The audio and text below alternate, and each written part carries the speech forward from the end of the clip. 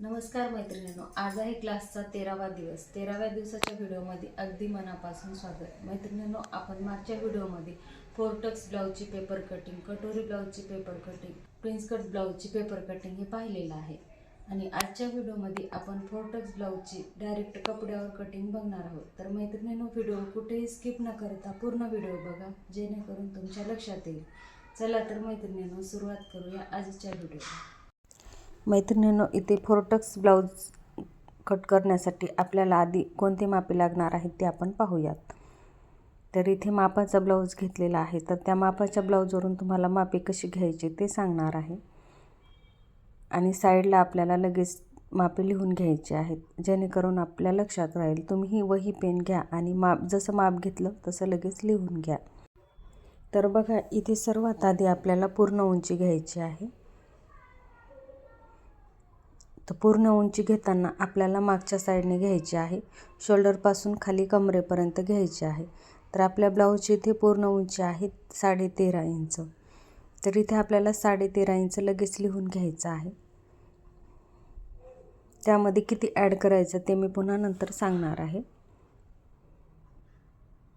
तर इथे 13.5 इंच लिहून घ्यायचं आहे. त्यानंतर घ्यायचं आहे छातीचं माप. छातीचं माप आपल्याला काज बटनपट्टीपासूनचे मुंड्यापर्यंत घ्यायचं आहे. इथे छातीचं माप आहे 8.5 इंच. बघा, हा आपला 34 साईजचा ब्लाऊज आहे. तर इथे 8.5 इंच लिहून घेतलेलं आहे. नंतर घ्यायचं आहे कमरेचं माप. खालच्या साईडने कमरेचं माप आपल्याला काज बटनपट्टीपासून ते शिवणापर्यंत घ्यायचं आहे. तर कमरेचं माप आहे 7.5 इंच. तर 7.5 इंच इथे लिहून घेतलेलं आहे.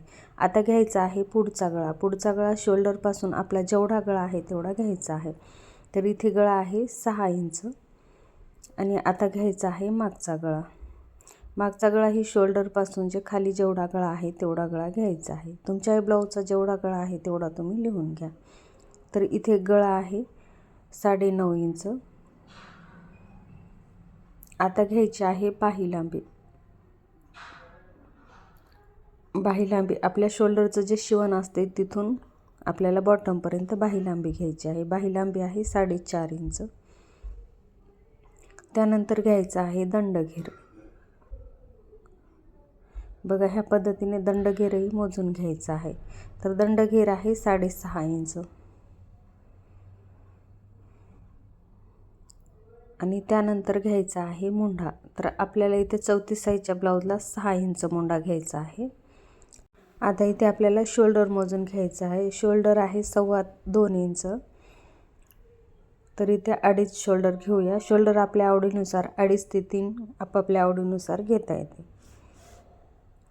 तर बघा, आपले माप टाकून झालेले आहेत मैत्रिणींनो. तर आता ह्याच्यामध्ये आपल्याला किती ॲड करायचं ते आपण पाहणार आहोत. तर इथे आपली उंची आहे 13.5 इंच. तर त्यामध्ये आपल्याला 1 इंच ॲड करायचं आहे. तर इथे आपल्याला घ्यायचं आहे 14.5 इंच. त्यानंतर छाती आहे 8.5 इंच. तर त्यामध्ये आपल्याला 1.5 ते 2 इंच ॲड करायचं आहे. तर इथे मी 1.5 इंच ॲड करते. तर इथे आपल्याला घ्यायचं आहे 10 इंच. नंतर कमर आपल्याला फिटिंगसाठी लागणार आहे. पुढचा गळा आहे 6 इंच. तर त्यामध्ये आपल्याला अर्धा इंच वाढीव घ्यायचा आहे. तर गळा घ्यायचा आहे 6.5 इंच. मागचा गळा आहे 9.5 इंच. त्यामध्ये आपल्याला अर्धा इंच ॲड करून इथे आपल्याला गळा घ्यायचा आहे 10 इंचाचा. नंतर बाही लांबी आहे 4.5 इंच. त्यामध्ये अर्धा इंच ॲड करून इथे आपल्याला बाही लांबी घ्यायची आहे 5 इंच.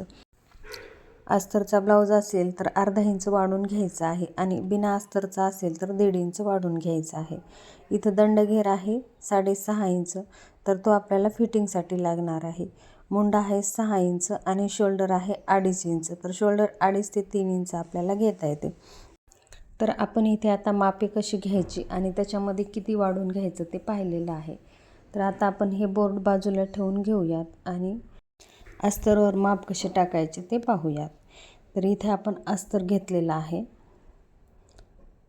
तर बघा, अस्तरची अशी डबल फोल्ड घडी करून घ्यायची आहे आणि जी बंद बाजू आहे ती आपल्या साईडने ठेवायची आहे.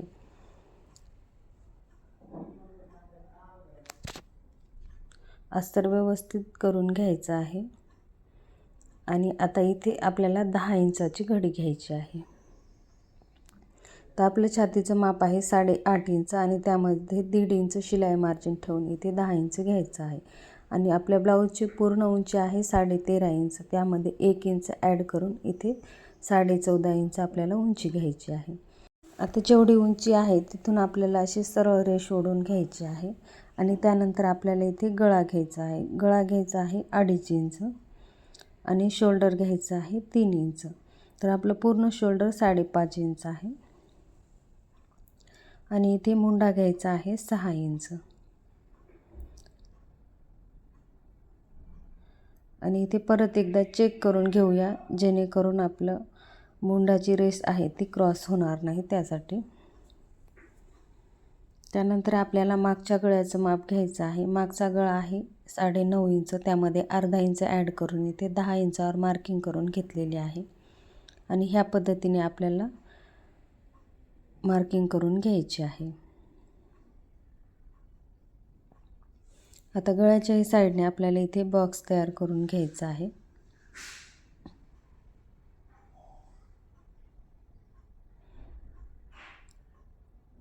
बघा ह्या पद्धतीने.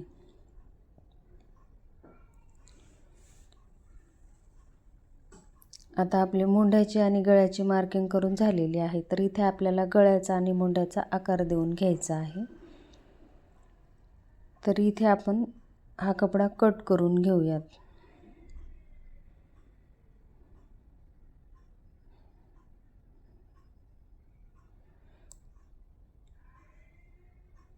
तर बघा ह्या पद्धतीने आपण इथे कपडा कट करून घेतलेला आहे.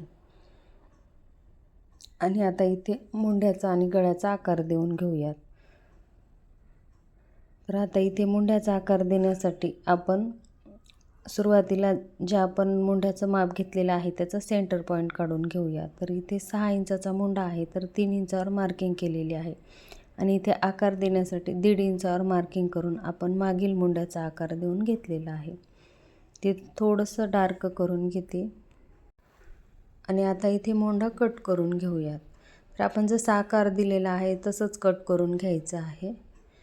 आता मुंडा कट करून घेतलेला आहे. इथे आपल्याला समोरील बाजू काढायची आहे. तर त्यासाठी आपण जी मागची बाजू तयार केलेली आहे तीच इथे ठेवून जशास तशी मार्किंग करून घ्यायची आहे. आणि त्यामध्ये आपल्याला काय करायचं ते आपण पुढे बघणार आहोत. तर बघा ह्या पद्धतीने ठेवून आपल्याला जशास तशी मार्किंग करून घ्यायची आहे.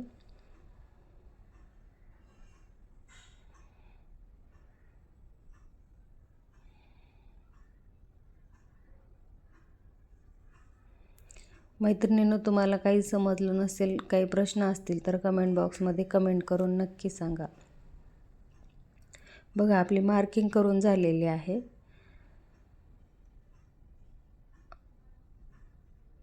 आता इथे समोरील मुंड्याचा आकार देण्यासाठी आपण इथे मार्किंग करून घेऊयात.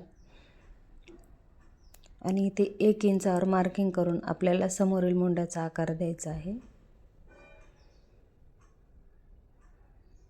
तर बघा या पद्धतीने आपला समोरील मुंड्याचा आकार देऊन झालेला आहे. आता आपण तो कट करून घेऊयात.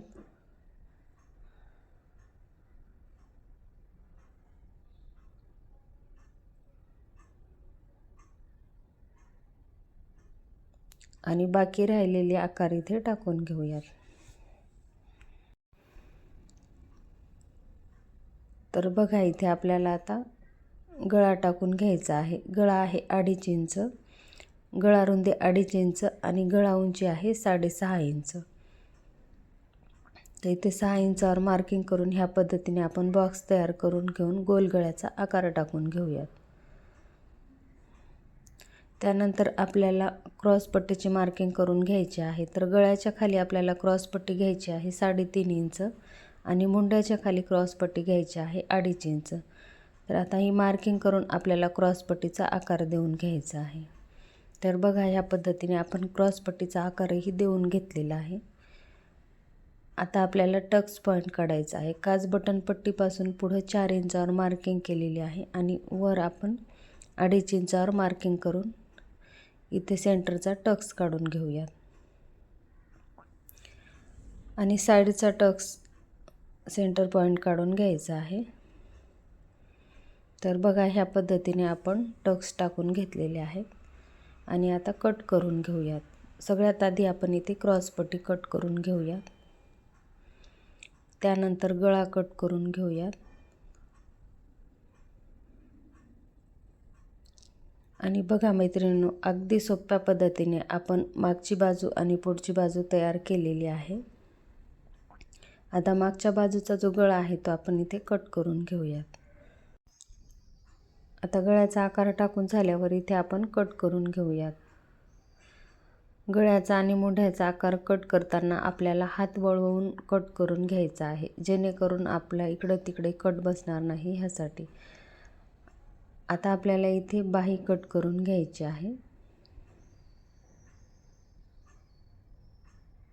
तर बघा मैत्रिणींनो, या उरलेल्या कपड्यामध्ये इथे आपल्याला बाही काढून घ्यायची आहे.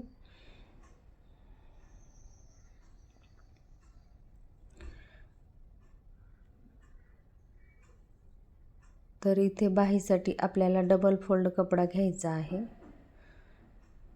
आणि इथे कमी जास्त असेल ते व्यवस्थित करून घ्यायचं आहे. हा थोडासा क्रॉस कपडा आहे, ते मी बरोबर करून घेते. आणि अशी 4 पदरी आपल्याला इथे घडी करून घ्यायची आहे.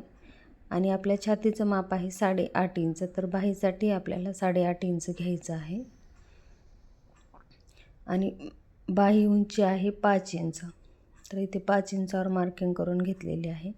दोन्ही साईडने 5 इंचावर मार्किंग करून आपल्याला इथे सरळ रेष ओढून घ्यायची. तर बघा ह्या पद्धतीने आता मार्किंग करून झाल्यावर आपल्याला वरून खाली कॅप हाईट घ्यायची आहे 2.5 इंच. तर इथे 2.5 इंचावर मार्किंग करून घ्यायची आहे आणि पुढं 1 इंचावर मार्किंग करून घेऊन आपल्याला बाहीचा आकार देऊन घ्यायचा आहे. तर आपण बाहीचे आकार पहिल्याच व्हिडिओमध्ये शिकलेले आहेत, तर तुम्हालाही छानपैकी आकार जमतच असतील. तर बघा ह्या पद्धतीने आपल्याला आकार देऊन घ्यायचा आहे आणि पुढचं जे आहे ते 1 इंचाचं घ्यायचं आहे.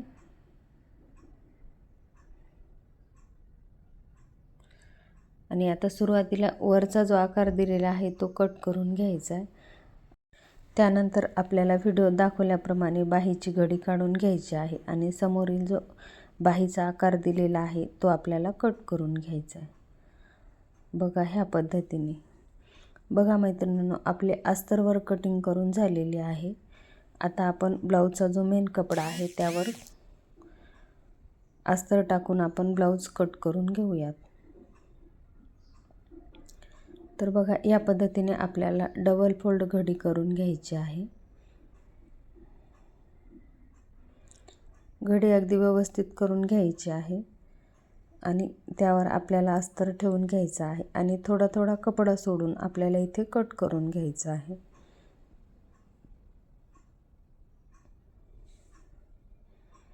तर बघा ह्या पद्धतीने आपली बाही कट करून झालेली आहे.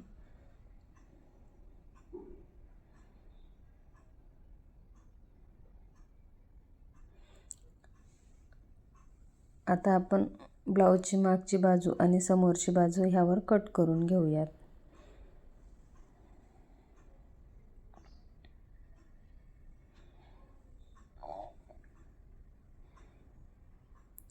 आणि गळ्याची जी मागची बाजू आहे तर ती कधीही बंद बाजूकडूनच ठेवून घ्यायची आहे.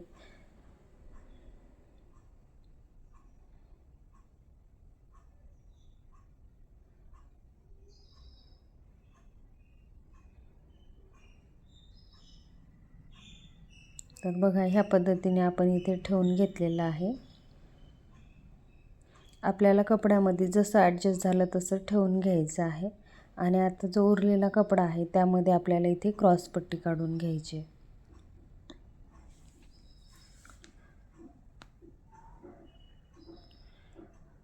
आपण अस्तरवर परफेक्ट माप काढतो आणि ब्लाऊजचा जो मेन कपडा आहे त्यावर आपल्याला थोडी थोडी शिलाई मार्जिन ठेवून कट करून घ्यायचं असते.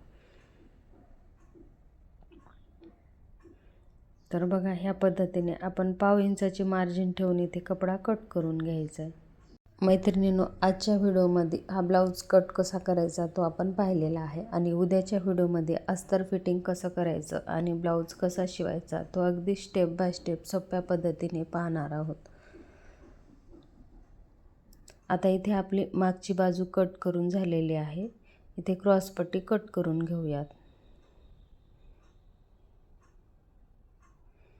त्यानंतर समोरील बाजू कट करून घेऊयात.